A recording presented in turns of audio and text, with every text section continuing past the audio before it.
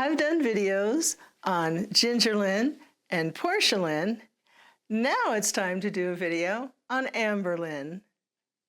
Many people think these three are related, that they're sisters. They're not. They just all chose the last name Lynn for their stage name.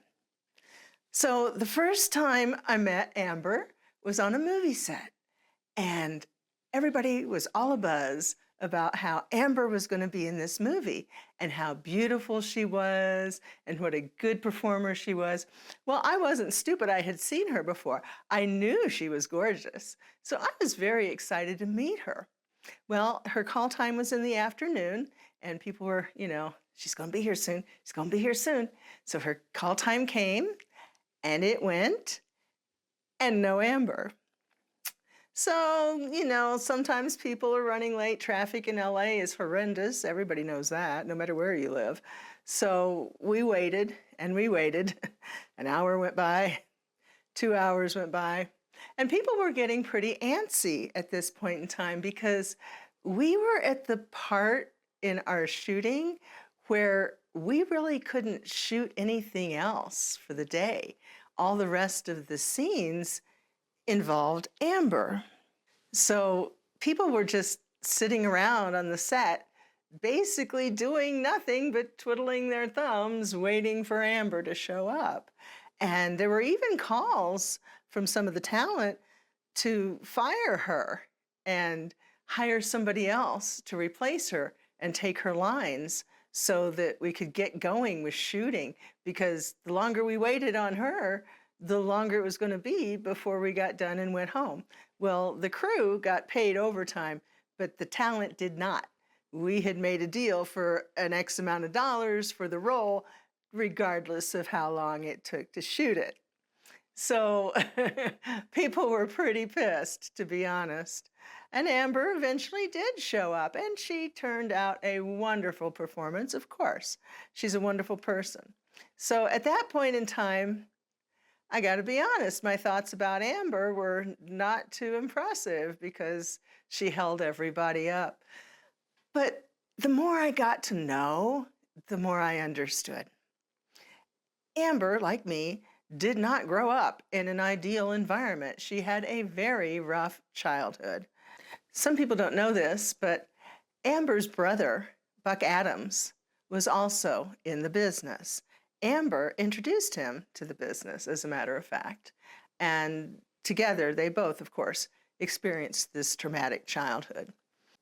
Nobody really knew that Buck was Amber's brother until one day they got to a set and they were slated to work with each other, and they refused, and nobody understood why, so they had to come out and say, well, he's my brother. I'm not going to have sex with my brother.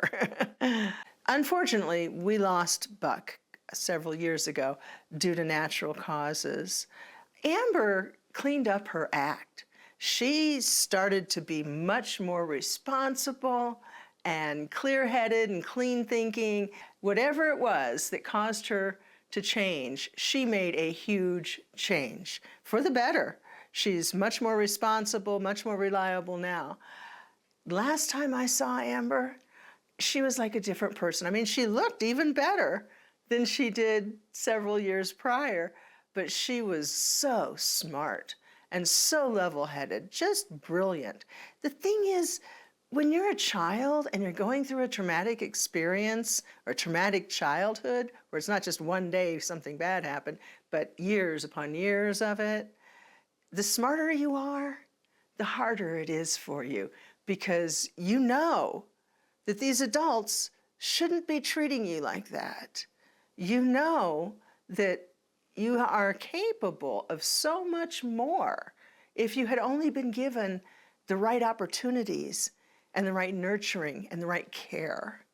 So to see Amber come out on the other side, the remarkable, brilliant, kind woman that she is today, it really did my soul proud, because so many times I've had friends who didn't come out okay, who ended up taking their own lives. And I am so grateful that Amber didn't do that. I am so glad that she's doing so much better today.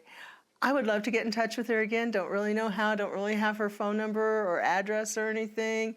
I've moved, I've changed phones, I've lost things. It's been a difficult time for me the last decade or two. And as you probably know, if you watch my channel and you know about my health issues and losing the house and all of that stuff, with the house fire and all of that kind of thing. So she's a great person. She would be a very good friend.